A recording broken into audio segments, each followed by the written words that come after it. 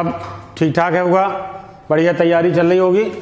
तो उसी तैयारी को आगे बढ़ाते हुए आपको हमने पिछला टॉपिक जो है पढ़ाया था, भारतीय इतिहास के स्रोतों में ही टॉपिक था पुरातात्विक स्रोत। पुरातात्विक स्रोतों के बाद फिर हम नेक्स्ट टॉपिक लेकर आए हैं आपके सामने, और वो है आपका भारतीय इतिहास के स्रोतों में भारतीय इतिहास के साहित्यिक स्रोत। भारतीय इतिहास के साहित्यिक स्रोत मोस्ट इंपॉर्टेंट टॉपिक है, बहुत ज़्यादा इससे क्वेश्चन पूछे जा रहे हैं और एंशियंट हिस्ट्री का ये महत्वपूर्ण चैप्टर है। तो साहित्यिक स्रोतों पर जाएं उसके पहले 1-2 मिनट के लिए हमें पुरातात्विक स्रोतों को रिवीजन हो जाएगा। इसके बाद जो है हम साहित्यिक स्रोतों की ओर चलते हैं। तो बच्चों, हमने आपको जो है पुरातात्विक स्रोतों में बताया था कि पुरातात्विक स्रोतों की जानकारी का जो प्रमुख साधन है वो आपका है अभिलेख, और प्राचीनतम अभिलेख जो है 1400 ईसा पूर्व में मध्य एशिया में बोगज कोई नामक स्थान है, वहां पर प्राचीनतम जो है अभिलेख मिला। और उस अभिलेख में इंद्र, मित्र, वरुण और नासत्य आदि वैदिक देवताओं के नाम मिलते हैं। इसी अवशेष से हमें वेदों के रहस्य की जानकारी बहुत कुछ प्राप्त हुई, वैदिक कार्यों के विषय में बहुत कुछ हमें जानकारी प्राप्त हुई। तो अभिलेखों में आगे बढ़ फिर बताया था प्राचीनतम अभिलेख बोगज कोई अभिलेख, अशोक के अभिलेख सबसे पहले किसने पढ़े, तो आंसर आपको पता होगा, जेम्स प्रिंसेप ने पढ़े। इसके बाद आपका आ जाता है हाथी गुफा अभिलेख का संबंध किससे है, तो आपके उड़ीसा के राजा खारवेल से। सबसे लंबा अभिलेख संस्कृत का कौन सा है, तो आपका आंसर आ जाएगा रुद्रदामन का जूनागढ़ अभिलेख अथवा गिरनार अभिलेख। इसके अलावा जो है आपका क्वेश्चन आ जाएगा सती प्रथा का उल्लेख इसमें मिलता है, तो एरण अभिलेख में सती प्रथा की जानकारी मिलती है। इसके अलावा जो है पुलकेशन द्वितीय ने जो है हर्षवर्धन को हराया था नर्मदा नदी तट पर, उसकी जानकारी हमें किस अभिलेख से मिलती है, एहोल अभिलेख। राजा भोज का ग्वालियर प्रशस्ति ग्वालियर अभिलेख, और यशोवर्मन का मंदसौर अभिलेख, और आपका स्कंदगुप्त का भीतरी स्तंभ लेख। ये सारे जो हैं आपके अभिलेख हैं जिनसे हमें ऐतिहासिक जानकारी मिलती है। अभिलेखों के बाद फिर आपका सिक्कों के विषय में बताया गया था, और सिक्कों में प्राचीनतम सिक्के पंचमार्क सिक्के ईसा पूर्व 5वीं सदी के हैं, उसमें चांदी के थे, और इन्हें आहस सिक्के अथवा पंचमार्क सिक्के के नाम से जाना जाता है। और सोने के सिक्के सब भारत में सबसे पहले किसने चलवाए, तो हिंदुवन शासकों ने। शुद्ध सोने की मुद्रा किसने चलवाई, कुषाण शासकों ने। अधिक मात्रा में सोने की मुद्रा किसने चलवाई, गुप्त शासकों ने। कांच के शीशे के सिक्के किसने चलवाए, तो सातवाहन शासकों ने। और राम सीता के आकार के सिक्के अकबर ने, लक्ष्मी के आकार के सिक्के मोहम्मद गोरी ने। ये सारे सिक्कों की जानकारी। फिर स्मारक हमने बताया था, स्मारकों में आपका जो है भीमबेटका का नाम आ जाता है। भीमबेटका के अलावा जो है अनेक स्मारक बौद्ध धर्म जैन धर्म से संबंधित हैं, उनसे जानकारी मिलती है। तो पुरातात्विक स्रोतों की जानकारी के बाद हम सीधे आपको ले चलते हैं साहित्यिक स्रोतों की ओर। भारतीय इतिहास के साहित्यिक स्रोत और साहित्यिक स्रोतों की जानकारी का साहित्य बहुत मोस्ट इंपॉर्टेंट प्रश्न पूछा जाता है। जैसे क्वेश्चन पूछा गया था पुरातात्विक स्रोतों की जानकारी का प्रमुख साधन क्या है, मुख्य साधन क्या है, तो आपका प्रथम साक्ष्य क्या है, तो अभिलेख आ जाता है। और यदि क्वेश्चन आ जाए साहित्यिक स्रोतों की जानकारी के प्रमुख साधन क्या है, तो आपका आ जाएगा वेद। क्या आ जाएगा, वेद। साहित्यिक स्रोतों की जानकारी के प्रमुख साधन है वो वेद है। लेकिन साहित्यिक स्रोतों को हम सबसे पहले 2 भागों में बांटते हैं, एक धार्मिक साहित्य और एक धर्मेतर साहित्य। धार्मिक साहित्य का आशय आता है कि धर्म ग्रंथों से संबंधित हैं, धार्मिक धर्मों से संबंधित हैं, और वो धार्मिक साहित्य हैं। और जैसे आपका आ जाएंगे वेद हैं, वेद हैं, उपनिषद हैं, वेदांग हैं, ये सब धार्मिक साहित्य में आ जाएगा। धर्मेतर साहित्य धर्म से इतर, धर्म से अलग हटकर किसी राजाओं के विषय में जानकारी दी, राजाओं की जो है उनकी शासन प्रणालियां, उनके विषय में जानकारी दी, उनके क्या क्रियाकलाप थे उनके विषय में जानकारी दी लेखकों ने, तो वो आ जाते हैं धर्मेतर साहित्य। और धर्मेतर साहित्य का प्रमुख उदाहरण आप क्या जाएंगे, अर्थशास्त्र, राष्ट्रतरंगिणी। क्वेश्चन कंपटीशन में इस तरह से पूछा जाता है, निम्नलिखित में से कौन सा धार्मिक साहित्य नहीं है, कौन सा धार्मिक साहित्य नहीं है, इस तरह से क्वेश्चन आ जाए तो उसमें 4 ऑप्शन दिए रहते हैं। उसमें आ जाएगा कि आपका आ जाएगा महाभारत, भगवत गीता, इसके अलावा आपका आ जाएगा रामायण, और तीसरा ऑप्शन आ जाएगा, चौथा ऑप्शन आ जाएगा आपका अर्थशास्त्र।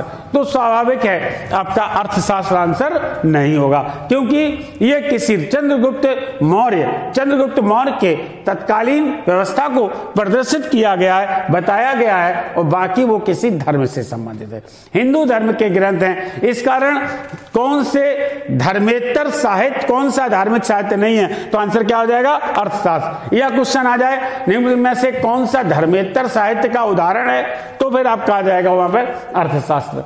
समझ में आ गया होगा, धार्मिक साहित्य और धर्मेतर साहित्य। अगर यहां धर्मेतर ऑप्शन नहीं आता है तो उसको हम लौकिक भी बोल सकते हैं। धर्मेतर साहित्य को दूसरे शब्दों में लौकिक साहित्य के नाम से जाना जाता है, धर्मेतर साहित्य को लौकिक साहित्य के नाम से भी जाना जाता है। तो फिर अब इधर आइएगा, और धार्मिक साहित्य को फिर 2 भागों में बांट दिया गया, एक ब्राह्मण ग्रंथ और दूसरा ब्राह्मणेतर ग्रंथ। ब्राह्मण ग्रंथ का आशय है जहां सनातन धर्म से संबंधित संस्कृतियों का उल्लेख किया गया है, वो सब ब्राह्मण ग्रंथ में आ जाते हैं। और ब्राह्मणेतर ग्रंथ में जो सनातन धर्म से अलग, ब्राह्मण धर्म से अलग जो ग्रंथ लिखे गए, तो उनको वो उदाहरण बने आपके ब्राह्मणेतर ग्रंथ के। जैसे जैन धर्म से संबंधित पुस्तक आ जाएगा आगम, जैन धर्म का पवित्र ग्रंथ है। बौद्ध धर्म का पवित्र ग्रंथ त्रिपिटक है, ये आपका आ जाएगा। तो ये ब्राह्मणेतर ग्रंथ का उदाहरण है। फिर यहीं से क्वेश्चन पूछ लिया जाता है, निम्नलिखित में से कौन सा ब्राह्मण साहित्य नहीं है, निम्नलिखित में कौन सा ब्राह्मण साहित्य नहीं है, तब वहां ऑप्शन 1 आएगा आगम या त्रिपिटक। तो समझ लेना बाकी के 3 ऑप्शन इनमें से होंगे और 1 ऑप्शन इनमें से होगा, तो समझ लेना ये ब्राह्मणेतर साहित्य ग्रंथ है, ये ब्राह्मण साहित्य या ब्राह्मण ग्रंथ नहीं है। तो नेक्स्ट चलते हैं, अब ब्राह्मण ग्रंथ कौन कौन से हैं। और ब्राह्मण ग्रंथों में वेद, वेदांग, सूत्र, स्मृतियां, आरण्यक, उपनिषद, महाकाव्य, ये सब ब्राह्मण ग्रंथों के उदाहरण हैं। अब आप क्वेश्चन पूछा जाता है कि साहित्यिक स्रोतों की जानकारी का प्रमुख साधन क्या हो सकता है, तो समझ में आ गया होगा वेद जो है साहित्यिक ग्रंथों की साहित्यिक स्रोतों की जानकारी का प्रमुख साधन है वेद। अब आ जाता है वेद का अर्थ क्या है, किसको कहते हैं वेद का आशय क्या है। अब वेद का आशय पूछा जाए, वेद का अर्थ पूछा जाए, तो वेद का अर्थ होता है जानना या ज्ञान प्राप्त करना। क्या होता है बच्चों, जानना या ज्ञान प्राप्त करना। वेद का अर्थ क्या होता है, जानना या ज्ञान प्राप्त करना। वेद का अर्थ होता है जानना या ज्ञान प्राप्त करना। इसको जो है हम दूसरे शब्द जानना या ज्ञान प्राप्त करना। अब क्वेश्चन आ जाता है कि अपौर से किन्हें कहा जाता है। क्वेश्चन आ जाता है अपौर से किन्हें कहा जाता है, अपौर से किन्हें कहा जाता है। तो स्वाभाविक है वेदों को अपौर से भी कहा जाता है, वेदों को अपौर से भी कहा जाता है। अपौर से पूछा जाए, अपौर से कहा जाता है। वेदों को अपौर से के नाम से भी जाना जाता है। लेकिन अपौर से क्यों कहा जाता है, अपौर से क्यों कहा जाता है? यह अपौर से इसलिए कहा जाता है कि वेदों की रचना देवताओं के द्वारा की गई है, वेदों की रचना देवताओं के द्वारा की गई है, इस कारण वेदों को अपौर से भी कहा जाता है। इस कारण वेदों को अपौर से कहा जाता है। अब क्वेश्चन आ जाता है चारों वेदों का समूह क्या कहलाता है? वेद चार होते हैं और चारों वेदों का समूह क्या कहलाता है? चारों वेदों का समूह संहिता भी कहा जाता है, उसको संहिता के नाम से भी जाना जाता है। चारों वेदों के समूह को संहिता के नाम से भी जाना जाता है। चारों वेदों का समूह संहिता, फिर तीन वेदों का समूह, तीन वेदों का समूह क्या कहलाता है? तो तीन वेदों का समूह वेदत्रयी कहलाता है। तीन वेदों का समूह क्या कहलाता है? वेदत्रयी। तो क्वेश्चन आ जाता है वेदत्रयी में कौन शामिल नहीं है? वेदत्रयी में कौन शामिल नहीं है? जब तक आप वेदत्रयी नहीं समझ लेंगे तो ये क्वेश्चन सॉल्व नहीं कर पाएंगे।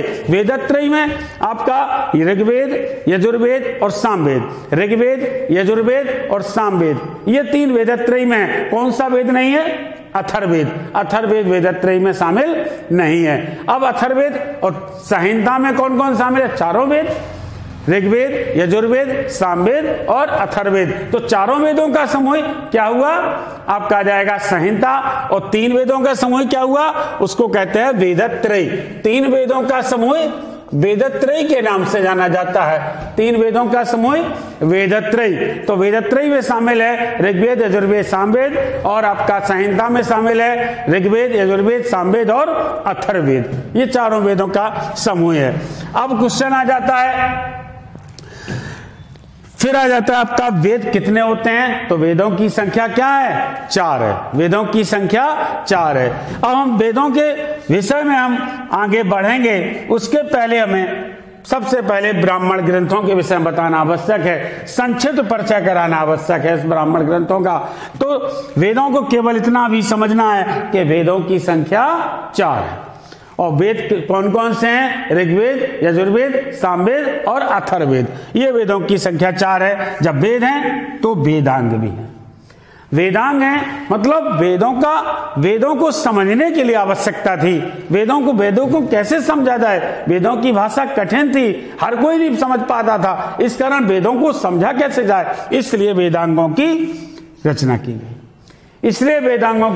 गई। वेदांगों की संख्या जो होती है वो 6 है। वेदांगों की संख्या 6 है। शिक्षा, कल्प, निरुक्ति, ज्योतिष, व्याकरण, छंद। शिक्षा, कल्प, निरुक्ति, ज्योतिष, व्याकरण, छंद। शिक्षा, कल्प, निरुक्ति, ज्योतिष, व्याकरण, छंद। ये 6 वेदांग हैं। और वेदांग जो है केवल समझने के लिए आवश्यक, वेदों को कैसे समझा जाए, कठिन भाषा थी, इस कारण वेदांगों की रचना की गई। अब आ जाता है सूत्र। क्रमबद्ध वैदिक साहित्य को क्रमबद्ध रूप रखने के लिए, क्रमबद्धता प्रदान करने के लिए आवश्यक हुई। अक्षुण्ण बनाए रखने के लिए, वैदिक संस्कृति को अक्षुण्ण बनाए रखने के लिए, वैदिक साहित्य को अक्षुण्ण बनाए रखने के लिए सूत्र साहित्य का सृजन हुआ। वैदिक साहित्य को अक्षुण्ण बनाए रखने के लिए और वैदिक ग्रंथों को अक्षुण्ण बनाए रखने के लिए, वेदों को अक्षुण्ण बनाए रखने के लिए सूत्र साहित्य का सृजन हुआ। सूत्र में आपका गृह सूत्र, स्रोत सूत्र और धर्म सूत्र। गृह सूत्र और स्रोत सूत्र और धर्म सूत्र, ये 3 सूत्र साहित्य का सृजन हुआ। अब मान लो क्वेश्चन आ जाता आपका, यहीं से क्वेश्चन, मोस्ट इंपॉर्टेंट क्वेश्चन पूछा जाता है कि स्मृतियों का उदय किससे माना जाता है? स्मृतियों का उदय किससे माना जाता है? तो धर्म सूत्रों से ही स्मृतियों का उदय हुआ था। धर्म सूत्रों से ही स्मृतियों का उदय हुआ था। धर्म सूत्रों से स्मृतियों का उदय हुआ था। और उन स्मृतियों में आप कहा जाता है मनुस्मृति, याज्ञवल्क्य स्मृति, कात्यायन स्मृति, पाराशर स्मृति, ओशनम स्मृति, ये सब जो है स्मृतियों का उदय हुआ। लेकिन अब यहां से क्वेश्चन आ जाता है कि प्राचीनतम स्मृति कौन सी है? तो आंसर क्या होगा? मनुस्मृति। भारत में विधि की पहली पुस्तक कौन सी है? तो क्या हो जाएगा? मनुस्मृति। भारत में जो है प्रथम विधि निर्माता कौन थे? मनु। भारत के प्रथम विधि निर्माता कौन थे? मनु। और प्रथम विधि की प्रथम पुस्तक कौन है? मनुस्मृति।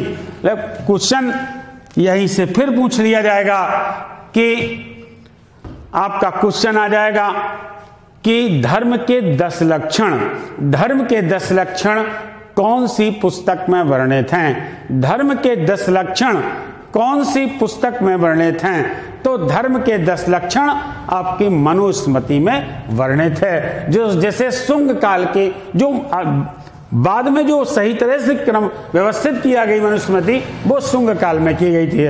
तो धर्म के 10 लक्षण मनुस्मृति में वर्णित हैं। और धर्म के 10 लक्षण होते क्या हैं? घृति, क्षमा, दमो, अस्तेयम, शौच, इंद्रिय निग्रह, धीर, विद्या, सत्यम, क्रोधो, दशकम, धर्म लक्षणम। ये धर्म के 10 लक्षण हैं। तो कौन से धर्म के 10 लक्षण हैं? समझ में आ गया होगा कौन से हैं आपके धर्म के लक्षण?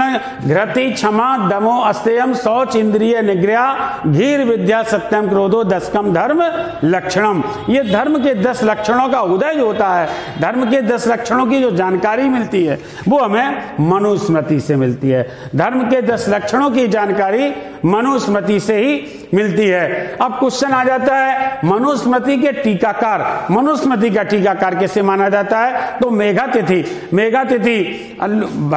भरूच, वो आपका जाता है मेघातिथि आ जाएगा।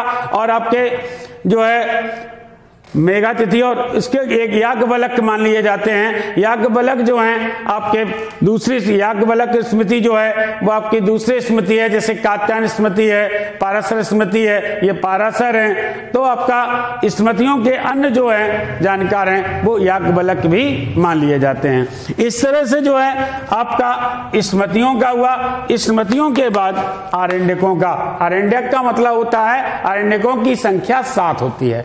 आरण्यकों की संख्या 7 है। और 7 आरण्यकों में जो जंगल में पांडुलिपियां लिखी गई, जंगल से व्यवस्था जो वनों में ऋषि मुनियों ने या उनकी व्यवस्थित उन ज्ञान के विषय में लिखा, उसको आरण्यक कहा गया। आरण्यकों की संख्या 7 है।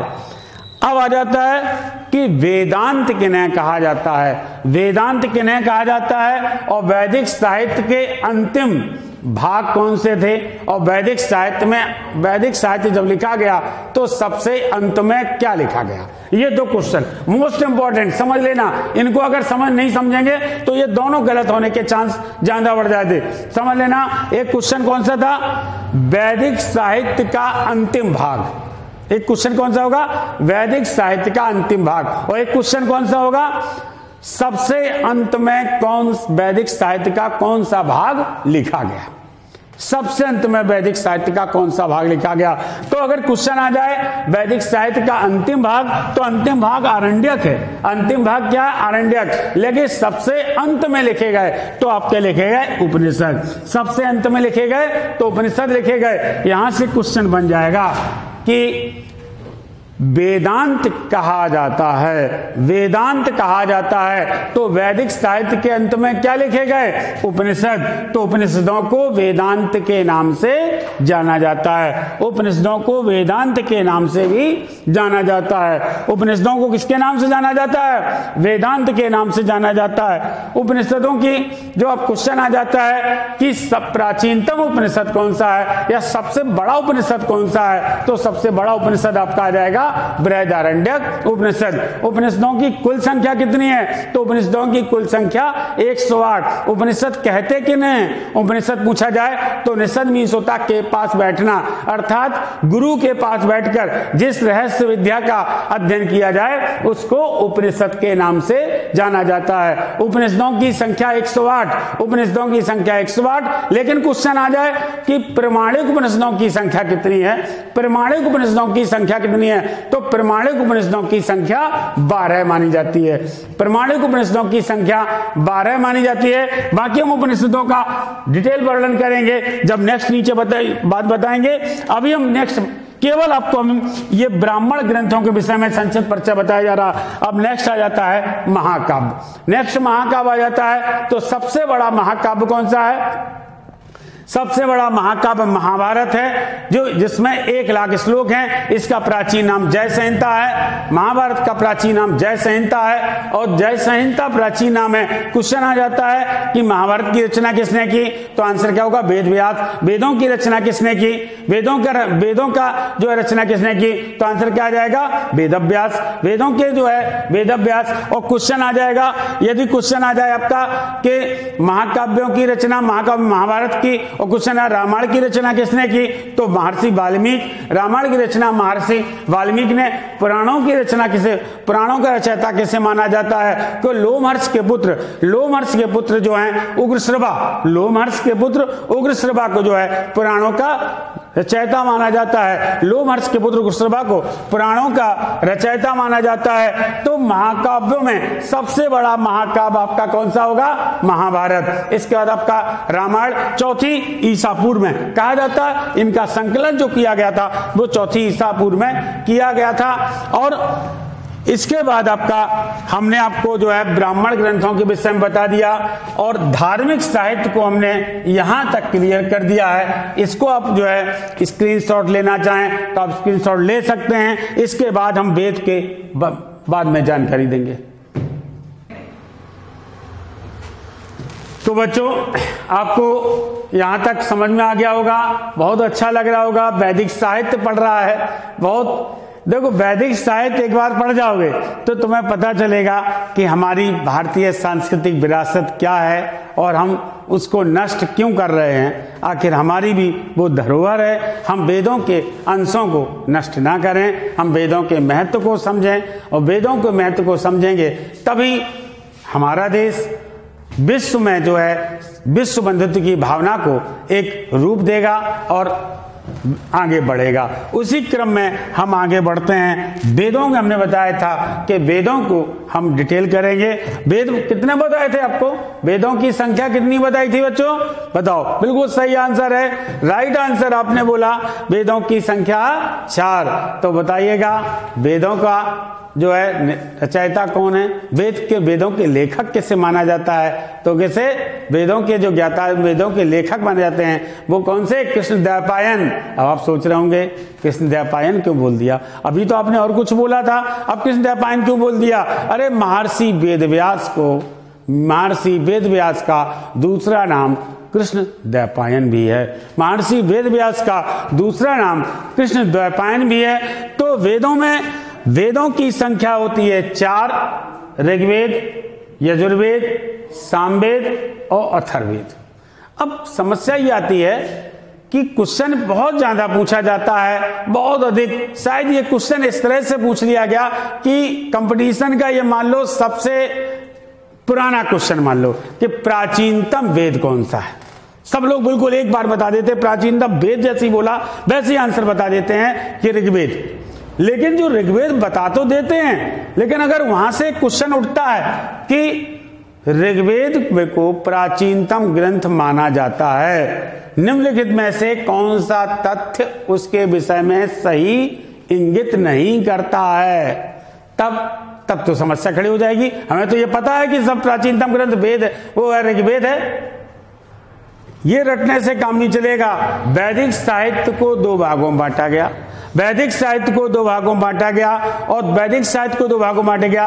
एक को जो है पूर्व वैदिक काल और दूसरे को उत्तर वैदिक काल। और पूर्व वैदिक काल में केवल ऋग्वेद की रचना हुई थी, बाकी के तीनों वेदों की रचना उत्तर वैदिक काल में हुई थी और पूर्व वैदिक काल में केवल ऋग्वेद की रचना हुई थी। इस कारण उस काल को ऋग्वैदिक काल के नाम से भी जाना जाता है। किस काल के नाम से जाना जाता है, ऋग्वैदिक काल के नाम से भी जाना जाता है और इसी कारण उसे प्राचीनतम वेद माना जाता है, प्राचीनतम वेद कहा जाता है। तो ऋग्वेद प्राचीनतम वेद है और ऋग्वेद जब प्राचीनतम वेद है तो इसको ऋग्वेद क्यों कहते हैं, क्या आशय था इसको हम ऋग्वेद कहें, और कुछ नाम का नहीं कहा गया, इसको ऋग्वेद ही क्यों कहा गया, इसका आशय क्या था ऋग्वेद कहने का। ऋग्वेद इसलिए कि यह जो है ऋज धातु से बना है, यह ऋज धातु से बना है और ऋज धातु से बना है, तो इस कारण जो है इसको ऋज धातु का मतलब होता है कि ऋचाएं, ऋचाओं के विषय में, श्लोकों के विषय में, मंत्रों के विषय में। और वेद मीन्स क्या होता है? जानना। इस कारण श्लोकों, मंत्रों, ऋचाओं के विषय में जानने को कहते हैं ऋग्वेद। आ गया समझ में? ऋग्वेद कहते हैं, ऋचाओं की जानकारी मिलती है उसको हम कहते हैं ऋग्वेद। और नेक्स्ट हम चलते हैं आगे। जब ऋग्वेद इसको कहते हैं तो दूसरा वेद है यजुर्वेद। दूसरा वेद है यजुर्वेद। यजुर्वेद को वो यज धातु से बना, उसका मतलब यज्ञ, और वेद मीन्स जानना, यज्ञों के विषय में जानना, उसको कहते हैं यजुर्वेद। उसको क्या कहते हैं? यजुर्वेद। क्वेश्चन आ जाता, बहुत पूछा जाता है, यज्ञ प्रधान वेद है, यज्ञ प्रधान वेद है, तो क्या आंसर होगा? सभी लोगों को पता होगा, तो क्या आंसर होगा बताइएगा? तो यजुर्वेद। यजुर्वेद जो है यज्ञ प्रधान वेद है। क्वेश्चन आ जाता है, कौन सा वेद गद्य और पद्य दोनों में लिखा गया है? कौन सा वेद गद्य और पद्य दोनों में लिखा गया है? तो आंसर क्या होगा? यजुर्वेद। यजुर्वेद जो है गद्य और पद्य दोनों में लिखा गया है। फिर आ जाता आपका तीसरा वेद है सामवेद। साम का अर्थ होता है गायन या संगीत, और वेद का मीन्स होता है जानना। तो संगीत प्रधान वेद कौन सा है, या संगीत की सबसे प्राचीनतम पुस्तक कौन सी है? तो क्या होगा आंसर? सामवेद। सामवेद संगीत प्रधान वेद है। और अथर्ववेद जो है जादू टोना, अंधविश्वास, इस पर आधारित वेद है। इस कारण ये चारों वेदों की जो शाब्दिक अर्थ था वो बता दिया। लेकिन क्वेश्चन आ जाता है, वेदों का ज्ञाता किसे माना जाता है? ऋग्वेद का ज्ञाता। ऋग्वेद का ज्ञाता किसे माना जाता है? तो ऋग्वेद का ज्ञाता आ जाए तो ऋग्वेद का ज्ञाता जो माना जाता है होत्र। ऋग्वेद के ज्ञाता होत्र, यजुर्वेद के ज्ञाता अध्वर्यु। यजुर्वेद के ज्ञाता जो हैं अध्वर्यु माने जाते हैं। यजुर्वेद के ज्ञाता अध्वर्यु माने जाते हैं। और सामवेद के ज्ञाता उद्गात्री। सामवेद के ज्ञाता उद्गात्री। और अथर्ववेद के ज्ञाता ब्रह्मा को माना जाता है। अथर्ववेद के ज्ञाता ब्रह्मा को माना जाता है। अच्छा, अगर अथर्ववेद के ज्ञाता ब्रह्मा, क्वेश्चन आ जाता है चारों वेदों में कौन से वेद को ब्रह्म वेद भी कहा जाता है? चारों वेदों में कौन से वेद को ब्रह्म वेद भी कहा जाता है? तो अथर्ववेद को ब्रह्मा के मुख से, वेदों की रचना ब्रह्मा के मुख से, तो इस कारण जो है जो किए गए तो उसको ब्रह्म वेद के नाम से भी जाना जाता है। ब्रह्म वेद के नाम से भी जाना जाता है। तो ऋग्वेद, यजुर्वेद, सामवेद, अथर्ववेद, इनकी शाब्दिक जानकारी, इसके अलावा इनके जो है ज्ञाता वो हमने बता दिए। तो आपको जो है वेदों की संक्षिप्त जानकारी अभी मिल चुकी होगी। नेक्स्ट जो है आपका नेक्स्ट जब आगे चैप्टर आएगा तो उसी के आगे पढ़ाया जाएगा। यहां तक आपको भरपूर समझ में आ गया होगा, बहुत अच्छा लगा होगा। तो जब अच्छा लगता है तो निश्चित है कुछ ना कुछ तो हम रिवीजन कराएंगे, कुछ ना कुछ तो हम पूछेंगे आप लोगों से। आपको हम जहां से शुरू किए थे और जहां तक हम आए हैं, मात्र एक बार फिर से आप उस यात्रा को शुरू करें जहां से हम ले गए थे। मतलब भारतीय इतिहास के स्रोतों को जहां से मैंने शुरुआत की थी और जहां तक हम आ चुके हैं, यहीं तक फिर से यात्रा करनी है। और उस यात्रा के पहले, उस यात्रा की पहली सीढ़ी चढ़ने के लिए तैयार हो जाइए। और पहली सीढ़ी चढ़ेंगे तो फिर आपको पहला क्वेश्चन भी पता होना चाहिए। और पहला क्वेश्चन समझ गए होंगे, बताइएगा कौन सा हो सकता है? बहुत बढ़िया, सभी का क्वेश्चन ही क्वेश्चन आने लगे। आंसर तो बात की बात है। और पहला क्वेश्चन है आपका, पुरातात्विक स्रोतों को समझने का प्रमुख साधन क्या है? आंसर क्या हो सकता है? अभिलेख। क्या हो सकता है? अभिलेख। अशोक के अभिलेखों की भाषा कौन सी थी? अशोक के अभिलेखों की भाषा पाली। अशोक के अभिलेखों की लिपि कौन सी थी? बताइएगा, अशोक के अभिलेखों की लिपि कौन सी थी?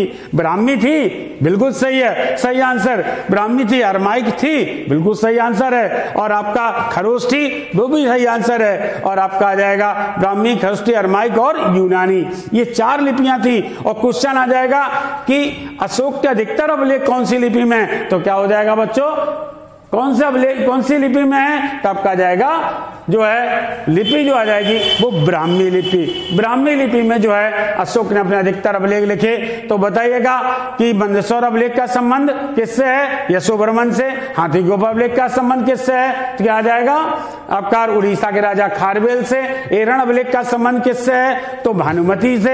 एरण अभिलेख का संबंध भानुमति का एरण अभिलेख है और एरण अभिलेख में सती प्रथा की जानकारी मिलती है। इसके अलावा जो है आपका आ जाएगा भानुमति। और भीतरी स्तंभ लेख किससे है? स्कंदगुप्त का आ जाएगा। ग्वालियर में राजा भोज का है। एहोल का पुलकेशन द्वितीय का है। एहोल का पुलकेशन द्वितीय है। और प्राचीनतम अगर जो अभिलेख पूछा जाए तो बोगच कोई अभिलेख है। चलिए साहित्यिक स्रोतों में आपसे पूछा जाएगा, बिल्कुल सही है, धार्मिक साहित्य, धर्मेतर साहित्य समझ में आ गया होगा। ये सारी चीजें आपको समझ में आ गई होंगी। तो बताइए वेद का अर्थ क्या बताया था? वेद का अर्थ क्या बताया था? जानना या ज्ञान प्राप्त करना। क्या बताया था? जानना या ज्ञान प्राप्त करना। वेदों की जो रचयिता माने जाते किससे माना जाता है? महर्षि वेदव्यास। किससे माना जाता है? महर्षि वेदव्यास। उनका दूसरा नाम क्या है? कृष्णद्वैपायन। कृष्णद्वैपायन। वेदों को जो है अगर क्वेश्चन आ जाए, चारों वेदों का समूह क्या है? चारों वेद संहिता। तीन वेदों का समूह क्या है? वेदत्रयी। तीन वेदों का समूह क्या है? वेदत्रयी। और क्वेश्चन आ जाएगा कि वेदों का पौरुषेय कहा जाता। क्यों? क्योंकि वेदों की रचना देवताओं के द्वारा की गई, इस कारण वेदों का पौरुषेय कहा जाता है। और क्वेश्चन आ जाएगा वेदांगों की संख्या कितनी है? तो क्या आ जाएगा? 6। कौन कौन से वेदांग हैं? शिक्षा, कल्प, निरुक्ति, ज्योतिष, व्याकरण, छंद। और क्वेश्चन आ जाएगा स्मृतियों में प्राचीनतम स्मृति कौन सी है? तो क्या आंसर होगा? मनुस्मृति। कौन सी स्मृति है? मनुस्मृति। मनुस्मृति का टीकाकार किसे माना जाता है? मेघातिथि को। मेघातिथि को मनुस्मृति का टीकाकार माना जाता है। अच्छा बताइए आरण्यकों की संख्या क्या है? 7 है। आरण्यकों की संख्या 7 है। अच्छा वैदिक साहित्य के अंतिम भाग कौन से हैं? आरण्यक। किसको उपनिषद कहा जाता है? किसको वेदांत कहा जाता है? तो आंसर क्या होगा? उपनिषदों को। उपनिषदों की संख्या कितनी है? 108। क्या है? 108। और क्वेश्चन आ जाए प्रमाणिक उपनिषद कितने हैं? 12।